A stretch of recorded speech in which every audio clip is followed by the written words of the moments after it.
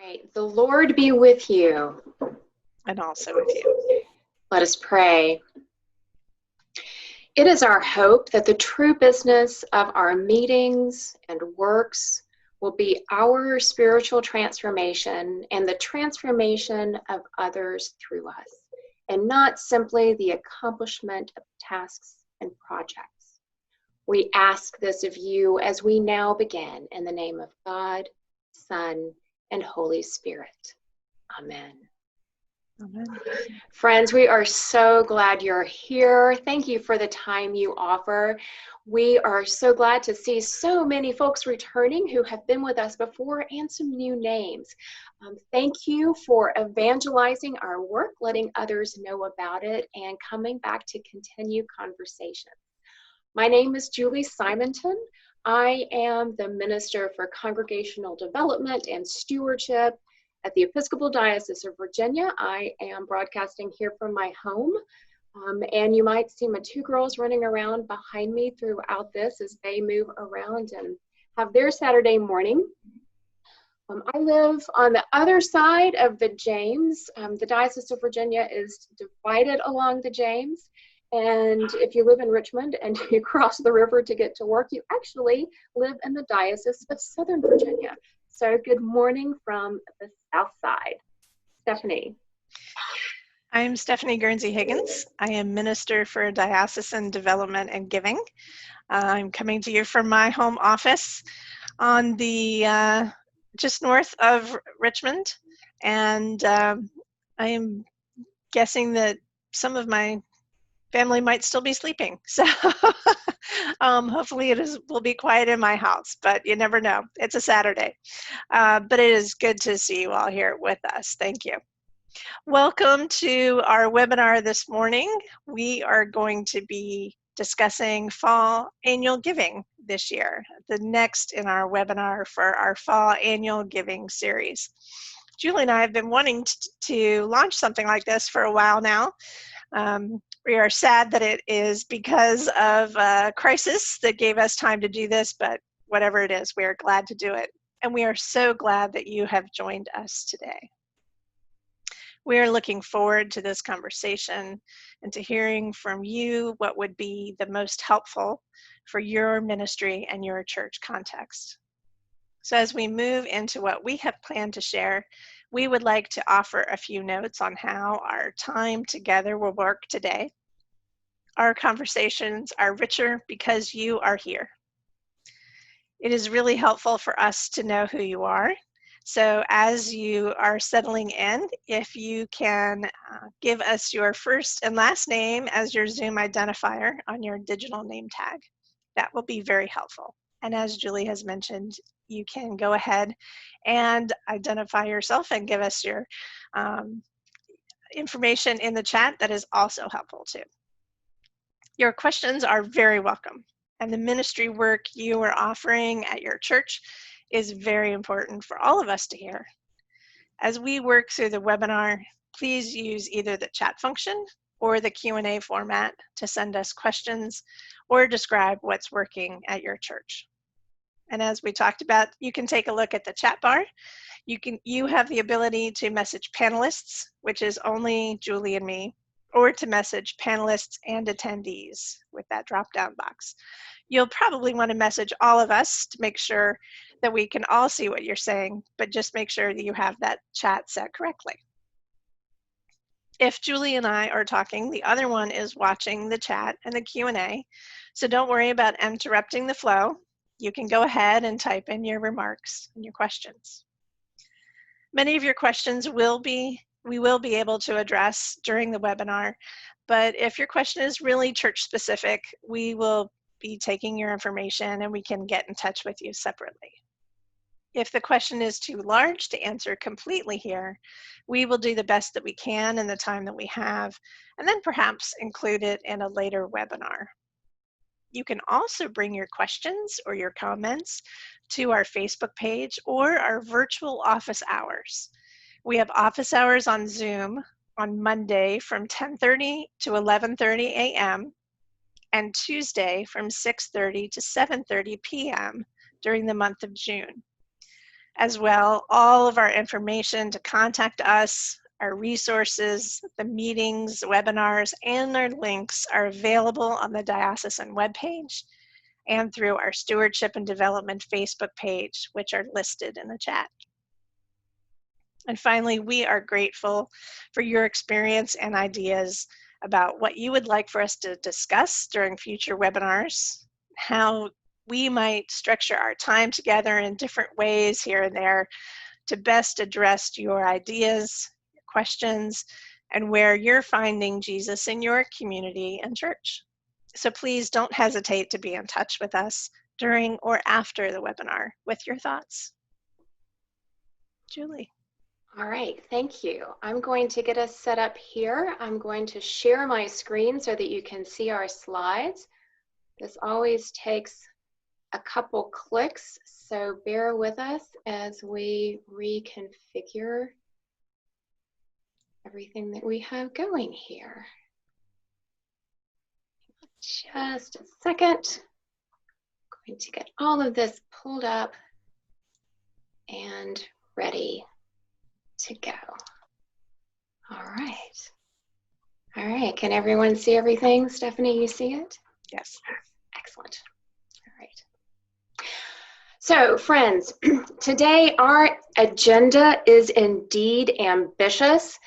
These conversations are always full, but with our new normal, we have developed additional resources to help us all be agile as we move toward the fall campaign. Stephanie and I will cover all the traditional essentials, yet not in as much detail as we normally would, so that we may also provide other resources and considerations as you plan. Our work is to help you minister effective annual giving campaigns. Our work is to also lay a foundation for you to live and move and have your being with a non-anxious presence. Planning for fall annual giving may not exactly be fun for everyone this year. That may not be the word that you use, but it can be richly fulfilling and raucously creative, actually, if this year especially, we are always ready to pivot and continually moving forward. Be prepared that we will touch on many resources today, but in the end, we'll trust you to go to our website where all of these and more live on our website, and that will give you the chance to take a deeper dive. And we will also trust you to send an email, give us a call, or walk through the door of our virtual open office hours to talk more thoroughly. And before we begin, as you see all of these many resources ahead of you, our suggestion is always to pick 1, 2, maybe 3 new ideas for your church. One is because if you choose too many, you might burn yourself out and burn out the others who are working with you. But the other reason is if something does work and it works brilliantly, you want to make sure you know what that is. If you have chosen 10 new ideas and everything goes beautifully, you don't quite know which one resonated the most with your congregation. So choose 2, maybe 3 ideas. Before we begin, let's take a moment to breathe deeply into our call.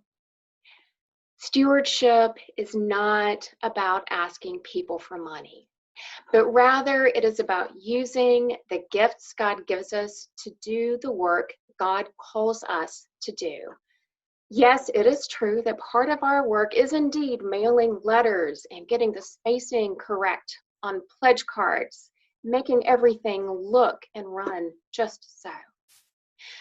But what is at the generative heart of why we do what we do is our opportunity to call folks into being the generous people they already are.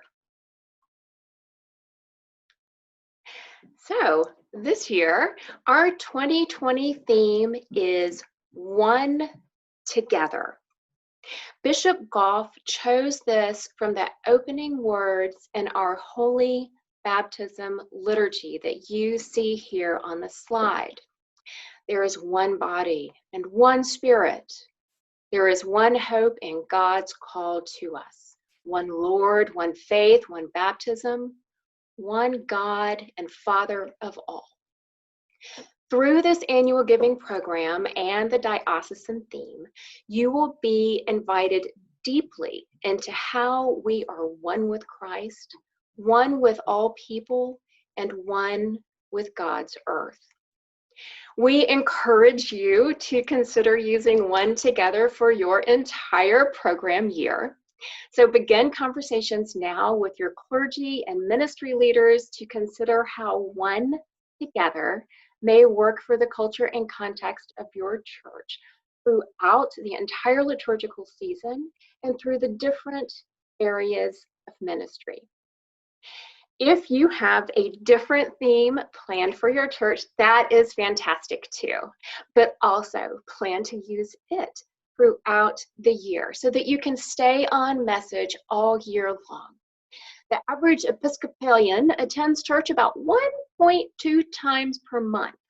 And with our current time away, when people return or attend for the first time, help them to focus on God's call and your church's mission with consistent, on-message communications. We also encourage you to discern how you may live deeply into what we are calling holy agility. And when you're able to head back to church, if you want to walk through the halls saying, "Holy agility, Batman," that is okay with us. We even encourage it. We've been doing it ourselves. While we do not know exactly what the fall will look like, we do know we will need to prepare for it, which will require creativity and agility. The words of Dwight D. Eisenhower were recently brought to my attention, and they are here. Plans are useless, but planning is indispensable. I'm not sure I'm entirely on with him about how useless plans are, but I do love his sentiment of about how important it is to always be in a planning process. And that's more or less where we're headed with our Holy Agility resources. In our webinar on May 20th, we discussed this in this two-part plan. The recording as well as the resources are on our website. In short, though, we suggest first that you practice holy agility within your congregation's leadership. The second is that you prepare to be agile with your annual giving work in the fall, which I believe is on the minds and hearts of all of us. For your leadership, we have created a document available on our website that gives you 3 paths to checking in with your leaders. These holy inquiry questions and reflections offer a consistent way to take the pulse of your congregation.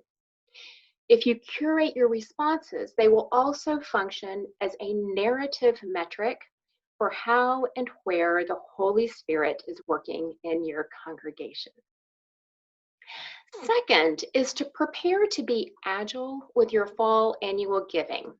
To do this, we suggest you create a flexible schedule around June 30th, have it available, so that you know the several different paths you could take as you move forward and engage with our evolving normal.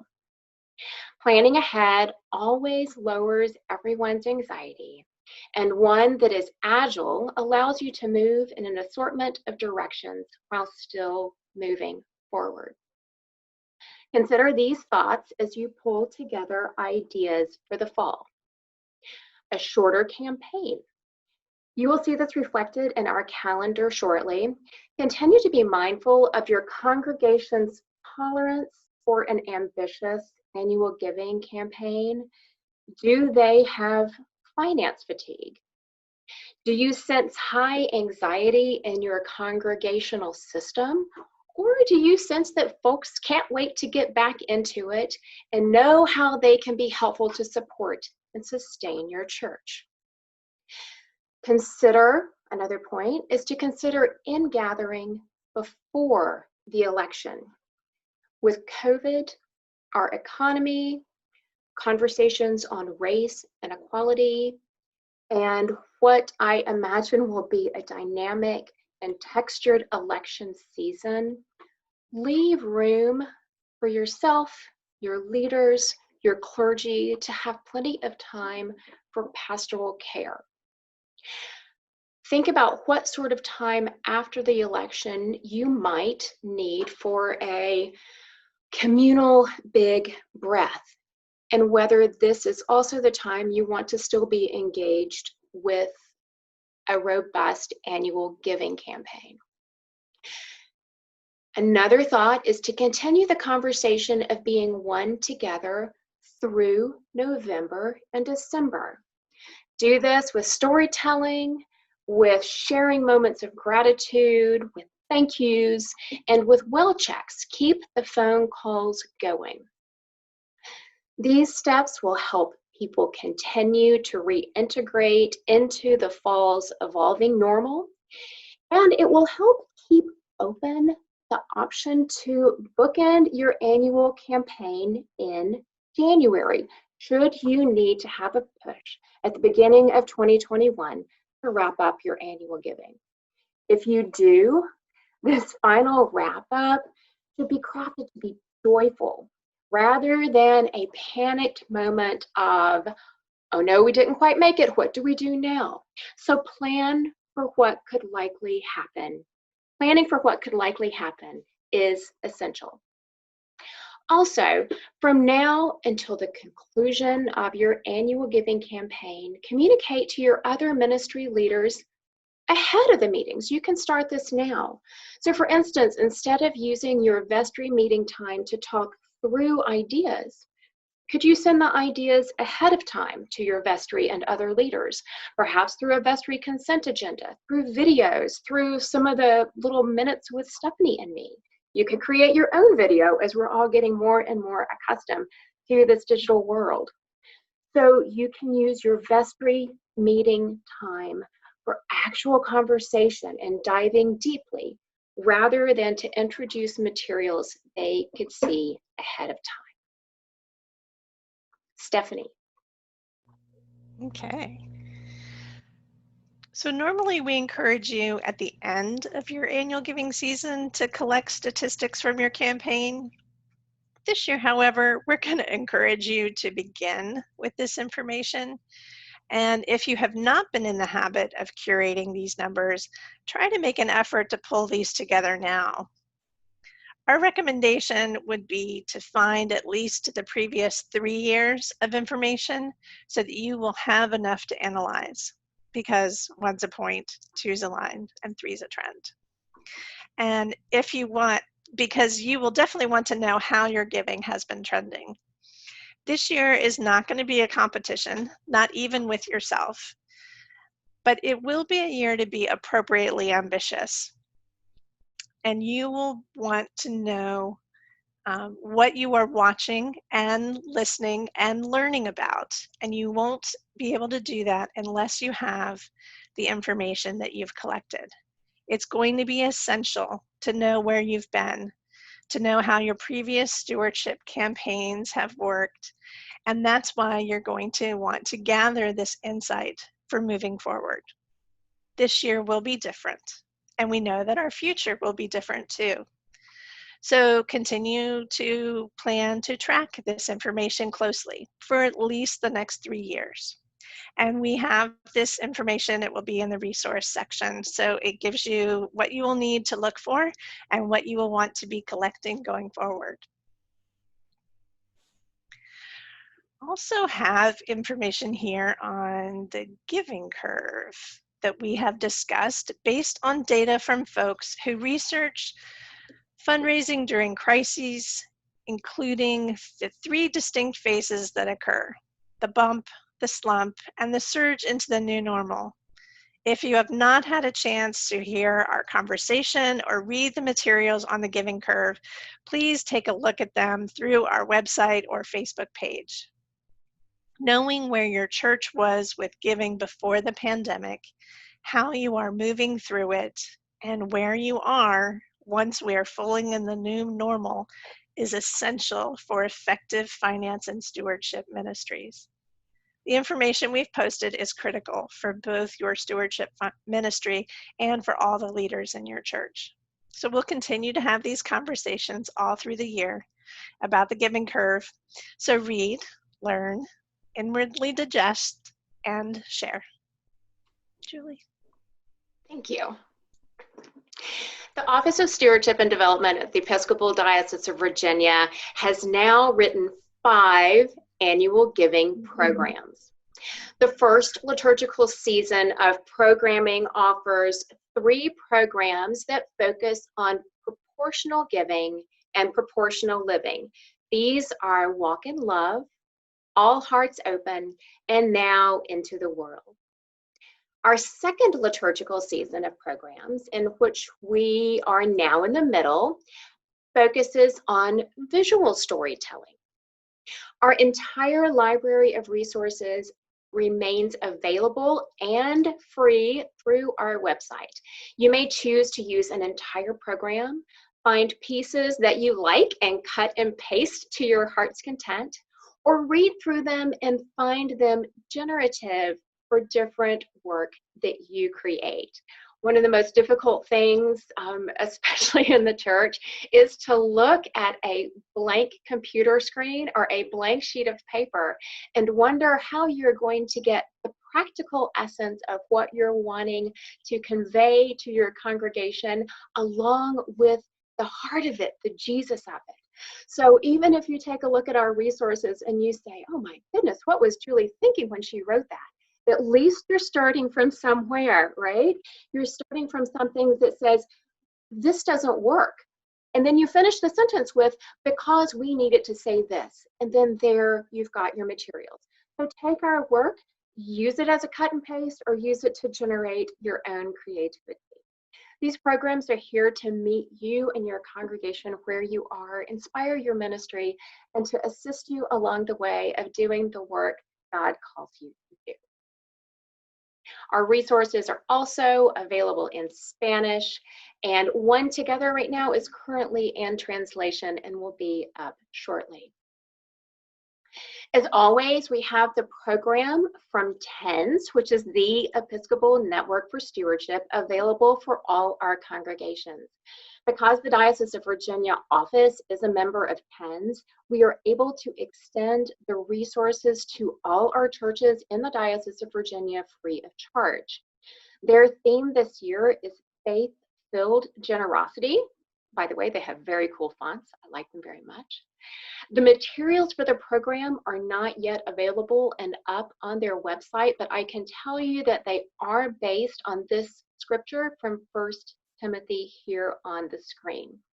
Because this is a membership-based resource, I am not able to tell you right now what the login and password are, but if you will write to Stephanie, to me, or to stewardship@dioceseofvirginia.net, we will gladly send this login to you. This is just our agreement with TENS, because the webinars and all of our materials are available to everyone.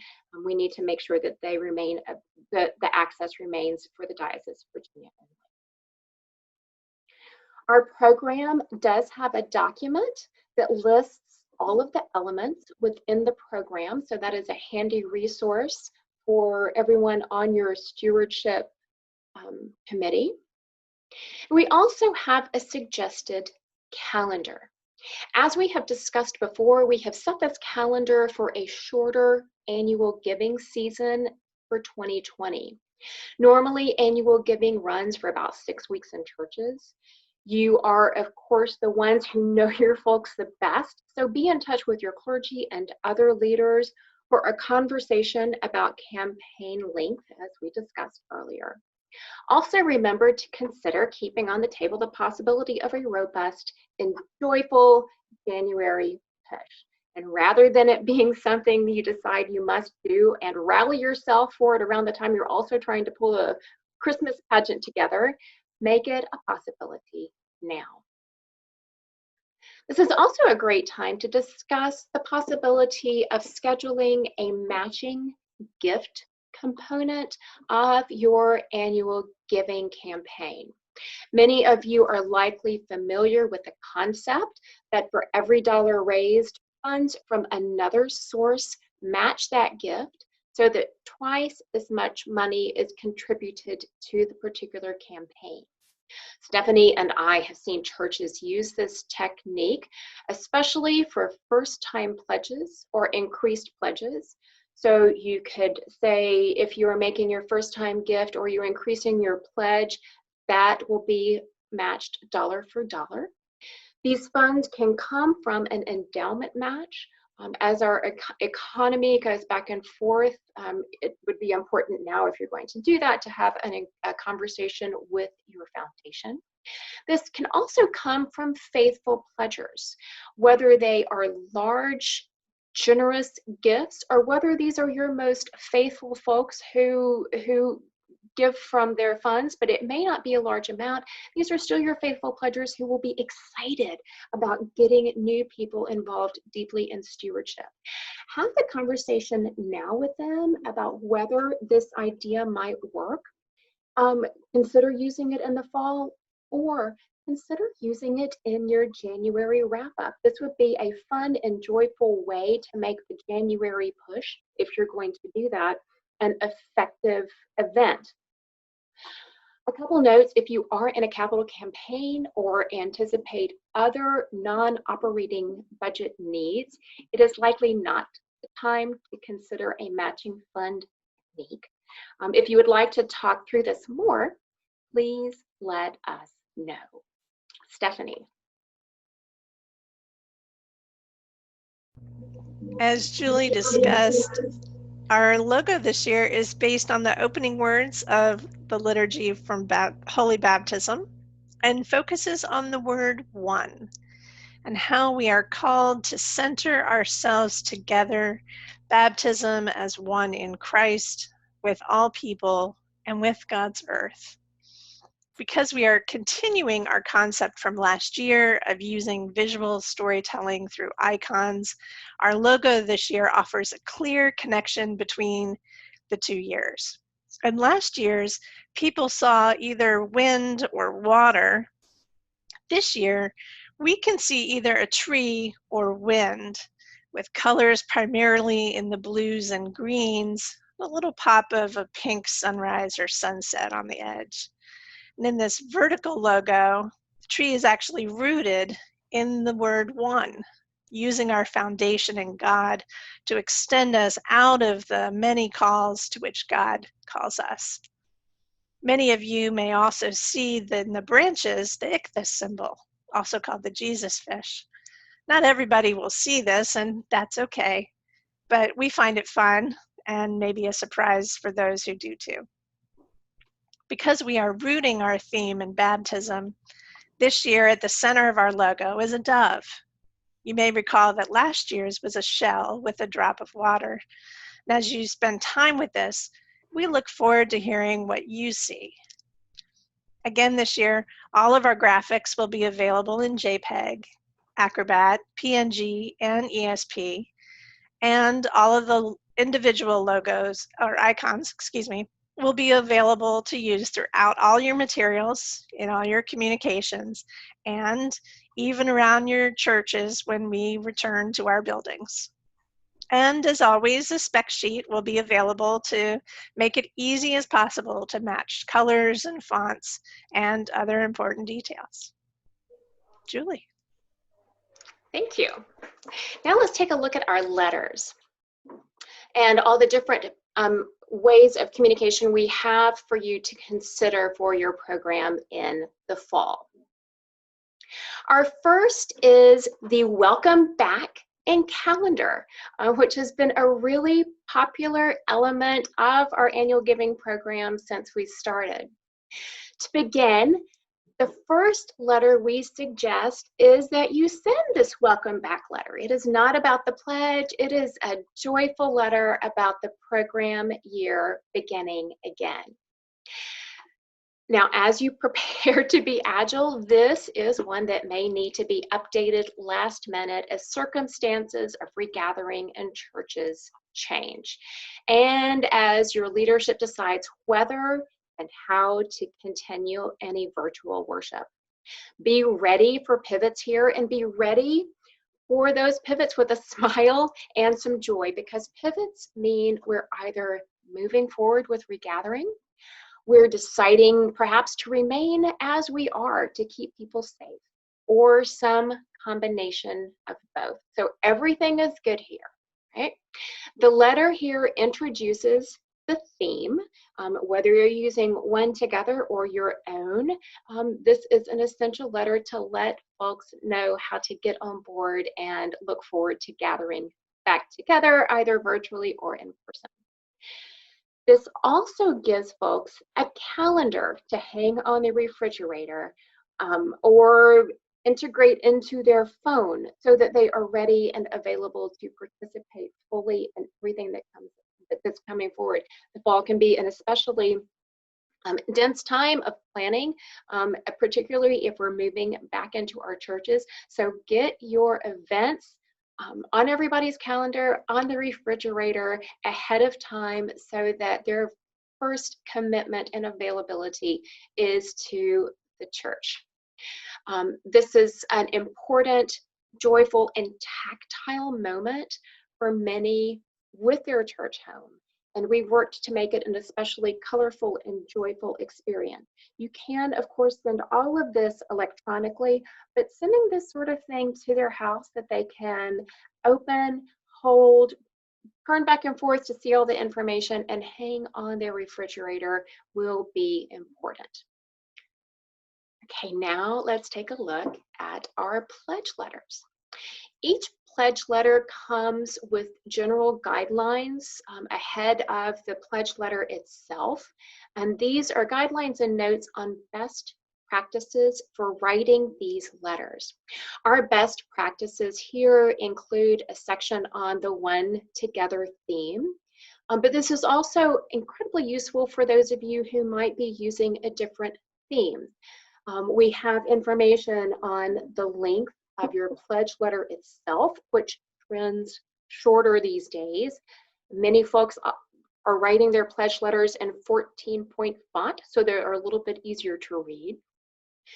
And this year, for the first time, we have also written 2 versions of each letter, so that we have a section in the guidelines describing the difference between the 2 letters and resources and how we chose to write those. We have a section on how to create powerful impact bullets, which highlights the stories of your most important ministries over the past year, how to use the icons in our logos of the technical pieces of how to move them around and how to format them. And finally, the guidelines offer a note on how to plan for ministry minutes, which is when different parishioners tell the stories of what your church means to them. As mentioned above, our program includes 4 letter variations. The 4 letters are for new pledgers, static pledgers, proportional pledgers, and a mid-year invitation for those who may be new to your church. And each of these variations, as I said, has 2 different letters. One final note before we look at the pledge letters: statistics tell us that if you send these letters by postal mail first, then follow them up with an electronic version, you will get a higher response rate than if you just send only electronic or only paper copy. Remember, with your electronic version, if you have the capacity to also give folks the option to submit their pledge electronically, so that while they have their phone in their hand reading the note, mine's lighting up. It takes just a couple keystrokes for you to receive their pledge. Many of our parishioners I included, have a tendency to see these materials come in, put them in that special pile of things we really want to read, then walk away from them and they get coffee spilled on them, or Jell-O or Cheerios put on top of them, and they get buried in the pile of things we really want to read. But if you send it a little bit later, as a backup on the electronically, then folks can take a look at it while they're sitting on Zoom and maybe not paying entirely close to what's going on, or while they're someplace else. They can say, oh, I meant to read this, and sit there right there with their phone and go through it. Okay, first, we have our traditional pledge letter. This particular one is a look at our proportional giving letter. All the letters, the proportional, the new, the static, and the mid-year, are the same at their foundation, but use some different language here and there depending on the audience. Our traditional letter here follows the general template from last year's Wonder in All letter, in case you're familiar with it, emphasizing the one together theme, of course, this year, how this theology manifests the parish, and then offers bullet points identified with icons from the logo, highlighting some of the most compelling ministry moments in the past year.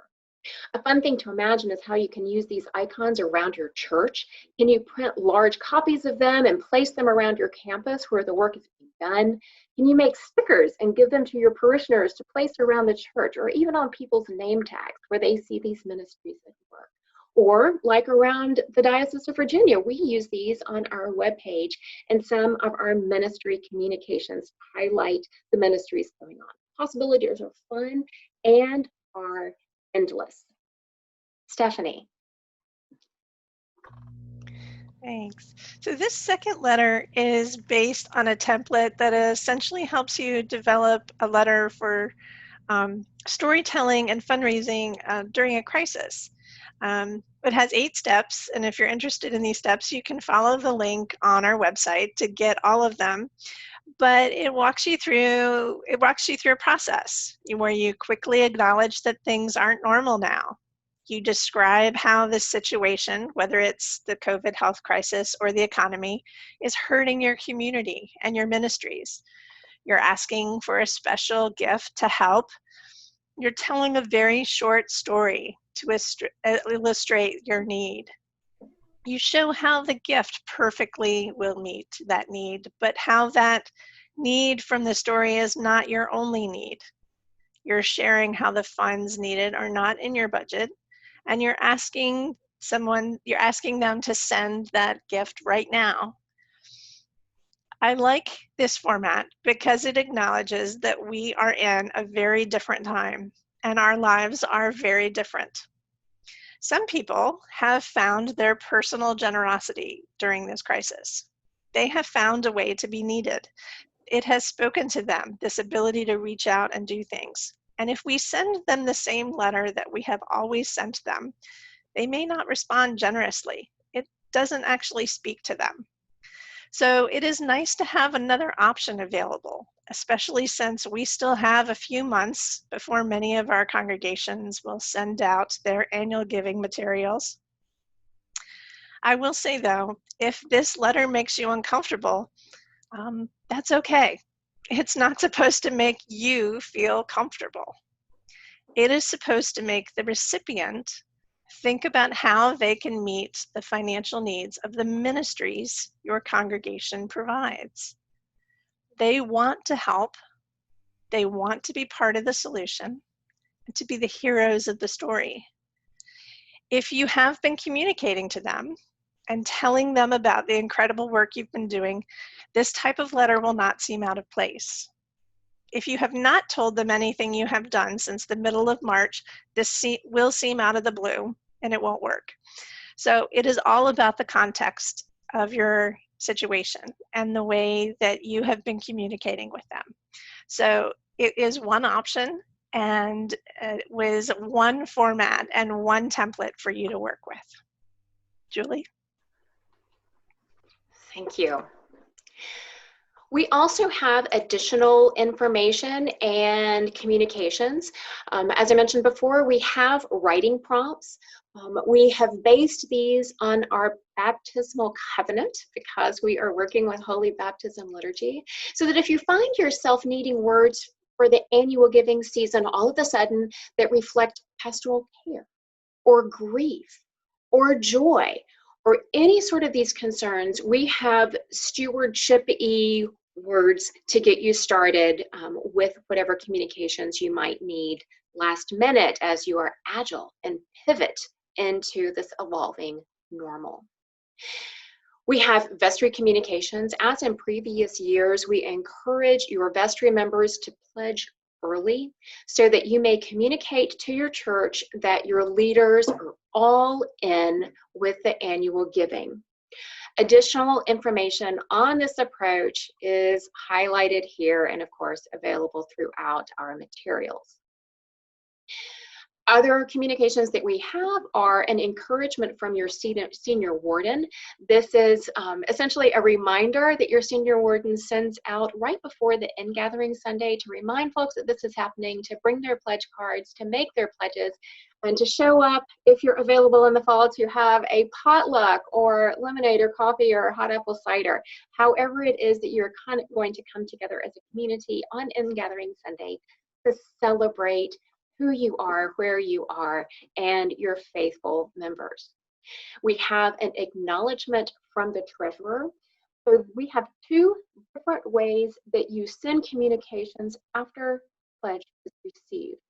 First, you want to immediately, within 3 days, acknowledge that the pledge has been received. Quite often, this is the acknowledgement from the treasurer that says, "Dear Stephanie, thank you very much for your pledge of $100. This serves as your tax statement." But you want to say thank you to folks immediately. They're going to want to know that you got it, and they also want to know that the gratitude with which they gave their gift is also received in gratitude. This is a separate this can be electronic, it can be a small card. Of course, it needs to be in an envelope if you send it by mail, because there will be an amount of the pledge on it that the person made. But it can be any sort of different communication. It is different from the thank you. The thank you comes later, depending on the size of your church and those who are in it who help you write thank you notes. And if you would like to talk more about how you can get these thank you notes written, we'll have a separate section on that later in our webinars. But this is a time to say thank you and the impact that gift is making. So two different acknowledgments, two different thank yous. One is immediate and one is more full. It comes a little bit later. We also have our reflections. This year, we're doing these a little bit differently. This year, we encourage you to reach out into your church community for personal storytelling. Previously, we have had folks from around the Diocese of Virginia and different churches write these. But this year, with everything that is going on, with this evolving normal, we encourage you to connect people, to reconnect people in this way. A template similar to the one you see here is available for One Together for you to use. Guidelines that you may send out to the folks who are participating are also included in the program. And I'll just tell you, I reference these particular reflections because I like to see my girls while I work and I like to see their artwork. All right, we also have this webinar and many other webinars on our Diocesan YouTube channel. Stewardship and Development even has its own playlist now on that channel. Throughout this month, you will also see stewardship shorts posted, which are going to be clips. We're going to take these different webinars and divide them up into short topic-specific clips so that folks can see 5 minutes on a pledge letter or 8 minutes on the giving curve. These will be perfect to send to your leadership when you want them to understand one specific concept and want them to be able to see that information in 5 or 10 minutes. We encourage you to encourage all of your leadership to watch an hour of Stephanie and me at a shot. But my hunch is they might enjoy just 5 or 10 minutes on a topic specific area and then move on to the next area of ministry that they're working on. All right, let's take a look at our pledge cards now. Stephanie.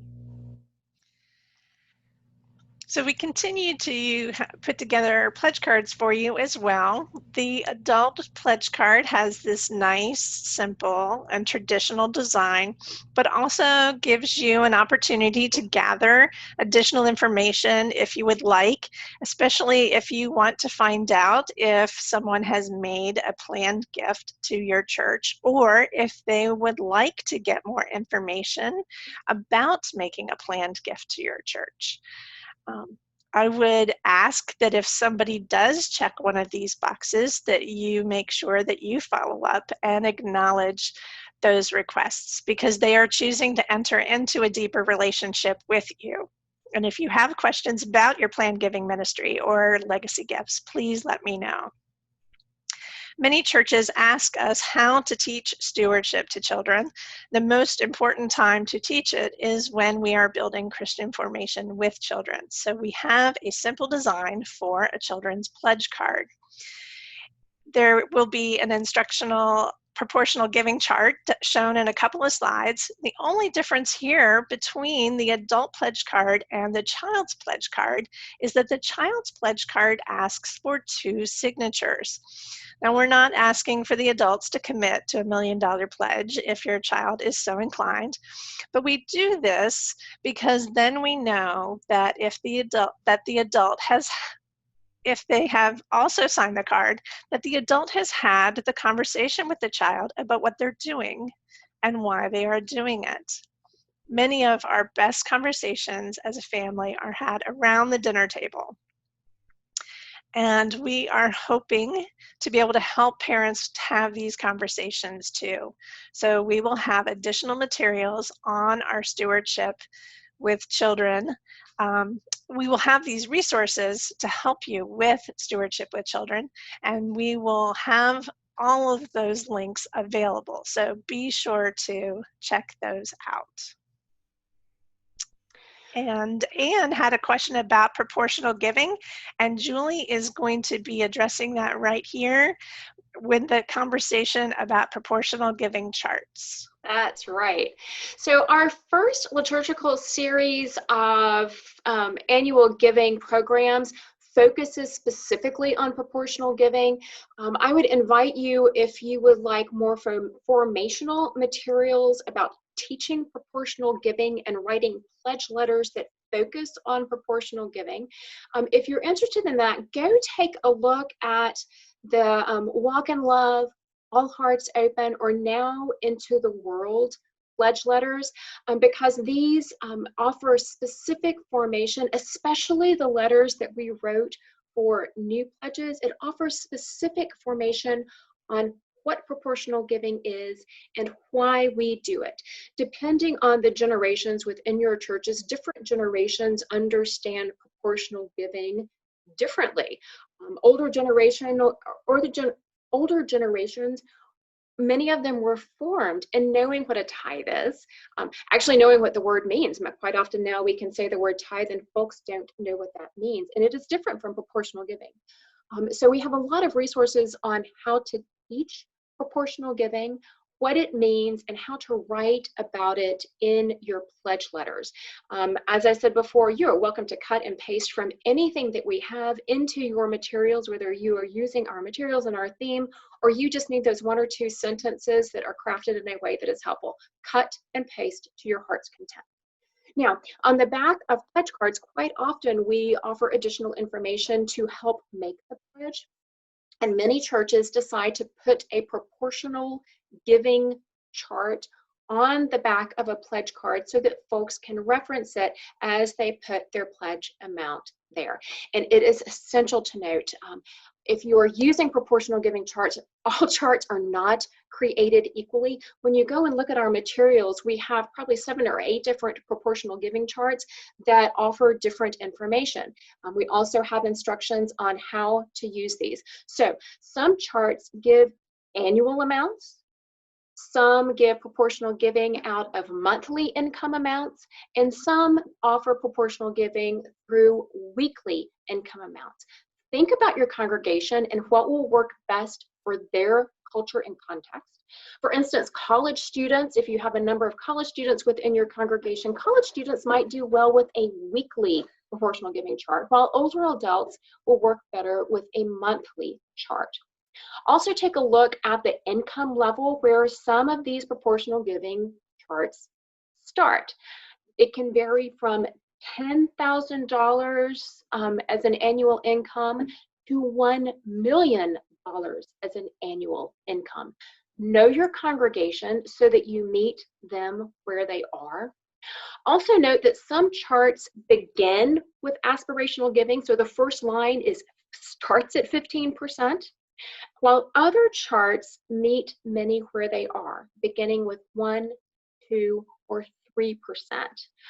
Really ambitious development and stewardship folks like to start with the 15% so that they can see what so they can let folks see what they're capable of.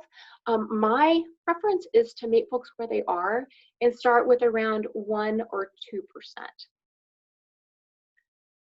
Also, take a look at this sweet proportional giving chart that Stephanie created for our children's pledge card that she mentioned a little bit earlier, which begins with a weekly allowance of $1 and begins by teaching the tithe.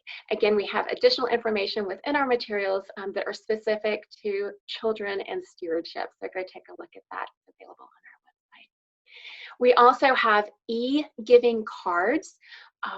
We've crafted this card for you to have in your pew for folks who want to make their contributions digitally, but still want to participate in the offering during the liturgy. I attend a church where there is only one way into the pew, and our family takes up the pew. So when the plate comes, I really don't like to say this, because there's no one else to pass it to. If you have, because I give electronically, if you have these cards, it allows folks to engage physically with the act of being generous and to participate.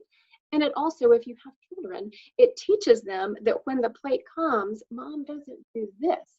Because when my girls were 2 and 3 years old, they didn't understand that I gave digitally, and they weren't old enough to take the dollar or the quarter and put it in. So be mindful not only of what you are allowing people to do, but also what we're doing to form our children in that act. We have many digital giving resources. This past Wednesday, Stephanie led a conversation on digital giving. The webinar will be posted shortly on YouTube, and all the resources that we discussed there are on the website. So if you'd like to know a little bit more about digital giving and how you can integrate this electronic giving card at your church, please visit there. All right, we are getting close to the conclusion of our webinar. And one of the most fun things about doing this work in the Diocese of Virginia is we get feedback from our churches about how they integrate these ministries and these programs at their churches. So we're going to show you just a few photographs from around the Diocese of Virginia over the years of how folks have taken these programs and gotten creative in ways that Stephanie and I could never imagine. So let's take a look. This first slide is from the Walk in Love. They took adhesive paper and put it on the floor. You can see that not only are there shoes and baby shoes, there are also paw prints because this is a really animal-friendly church. Here are banners from a church that were hung around the church. This is St. Thomas in McLean. Here is Stephanie, the name of the church, Hillary Smith. It is just, I'm blanking. Holy Comforter? Thank you, Holy Comforter in Richmond. And if you look in the corner, they created these liturgical banners. This is from Now Into the World a couple years ago. Here is St. Thomas McLean again with Now Into the World. They created window clings so that as you walked out, and you can see that they were up all year long because you can see a lot of snow in the background there. They left them up all year long so that they kept their theme. They stayed on message all year, and as you walked out into the world, you took the message of Jesus with you. Here's St. Thomas in Richmond with their Now Into the World yard sign. And here is an article from St. Peter's Episcopal Church, Tom Simmons, wrote an entire article about the Wonder in All logo last year and challenged his parishioners to look deeply into that, where they could find themselves in the different icons. Okay, here at Epiphany in Herndon, they took last year's logo and created their own theme. So they were able to use the Wonder in All logo, but their theme was Shining Our Light, and they put that wonderful little graphic behind it and used what we had in a way that worked for their culture. And then finally, here is a screenshot from Grace the Plains, which I just loved. It is a video. You can go to the rector's Facebook page, Weston Matthews, to see this in action. Grace Plains is a place of Shakespeare and theater, and they kept their Wonder in All banner up behind as they were doing Hamlet. And Weston's message is here that at Grace the Plain, the wonder in God's amazing love, wonder in worship, wonder in music and the arts, and wonder in sword fighting.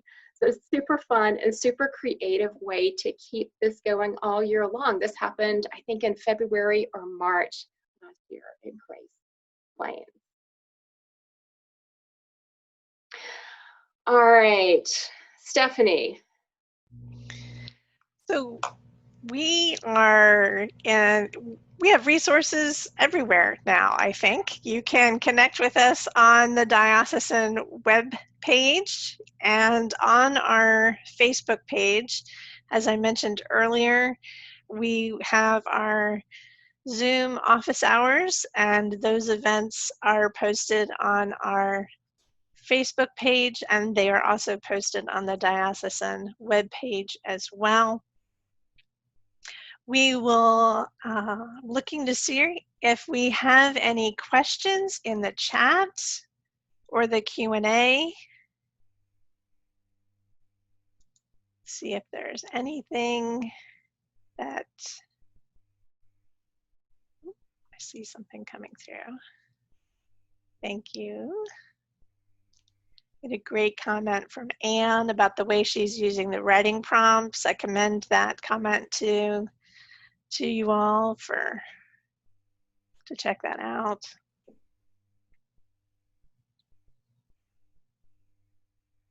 All right. As I give you all a few moments to write in questions as you have them, I would like to remind you about our upcoming webinars. This Wednesday at 3, we will again be doing this webinar, One Together, Fall Stewardship Planning. This will repeat, so tell your friends. And then next Saturday, June 20th at 10, and Wednesday, June 24th at 3, we'll host a webinar on narrative budgets for missional storytelling. Again, I want to check our Q&A and our chat. Got a comment about generous giving bookmarks. They're working well.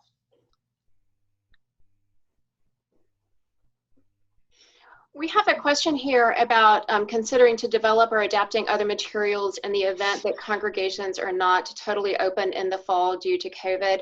That is written into the programs. I think if you, as you take a look and read into them, they are adaptable and available for things to be listed as virtual, as digital. So that's where we're going to just kind of have to have everything on the table and have writing prompts available, writing prompts of disappointment, writing prompts of grief, writing prompts of we are still here.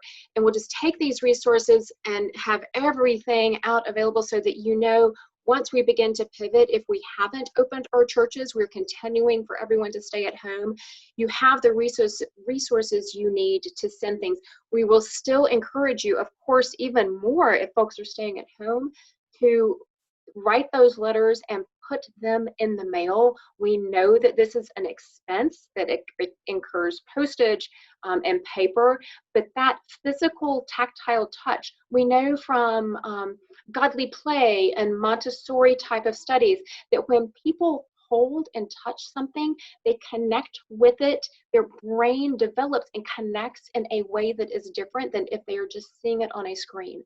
So the more that you can put your materials and your church and those folks' faith family in their hands, the more deeply they will be able to connect with it.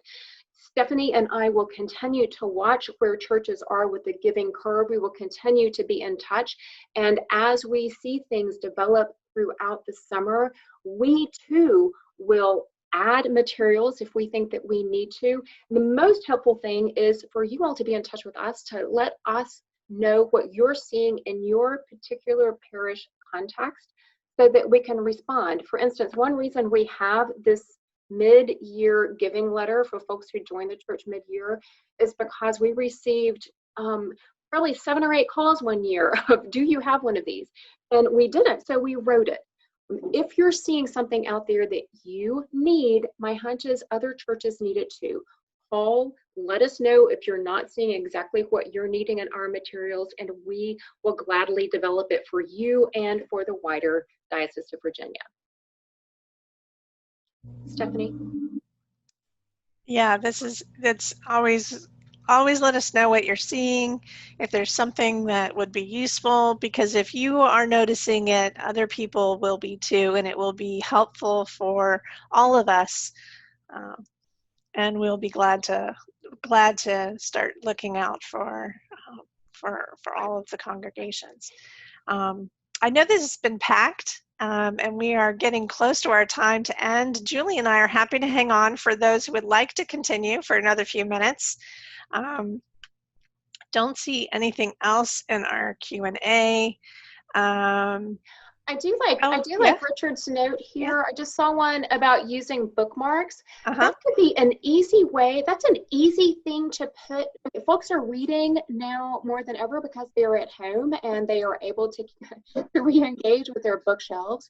That is an easy thing to put in. You know, that could be in your welcome letter with a calendar. You could also put in a bookmark or two, you know, with your theme, with the One Together theme, with any messaging that you want to send, so that folks have that tactile item in their hands, and they continue to see it as they read their books or find that recipe where they stuck their bookmark in.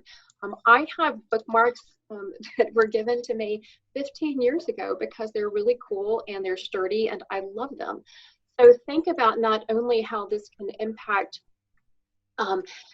connecting with folks right now, but how in 2 or 3 years when they see that bookmark again, how it will bring them back to their parish family in a way that by that time will have evolved and changed. Yes, and bookmarks are really inexpensive to print. They are. And we may do a bring and share webinar. We could certainly do that as part of our office hours as well. If you have resources that you would like to show off and ideas that you would like to share, please do bring them to the webinar or come and post ideas on our website. You can comment and do that there, or our Facebook page, sorry. That is available too. And you can always come and bring ideas to our virtual office hours as well. But we may the reason we have these photographs to share with you are because folks wrote and said, hey, look what we did with your idea. I mean, the generation of the generative nature of the work and folks taking this and just running with their creativity is more than Stephanie or I could ever imagine. And there are moments when we think, oh my goodness, we didn't know that we needed to see that. That is genius. So as you do things and as you create ideas, let us know so that we can share and share in your joy too of the creativity around it. This is great. All right, do come back. We have enjoyed our virtual office hours and the chance to just chat and catch up with folks and hear what's working in churches. So don't hesitate to contact us then. If it would be helpful for Stephanie or me to have a virtual meeting with your vestry or your stewardship team if you'd like to put us on the agenda, say for 10 or 15 minutes or for the entire agenda. Don't hesitate to contact us. It's easier now more than ever that we're connected digitally to show up and participate in conversations. So just say the word and we are happy to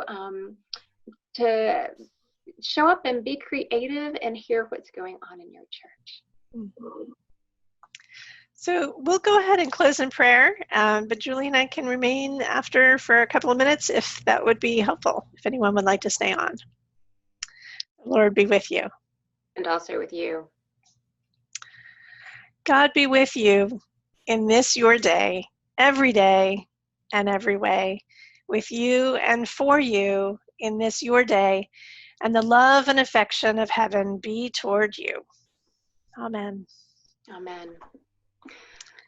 Thanks everybody for staying with us. I'm going to take the slides down. All of this will be available on our website, and if you would like to hang around and have some conversation, please feel free.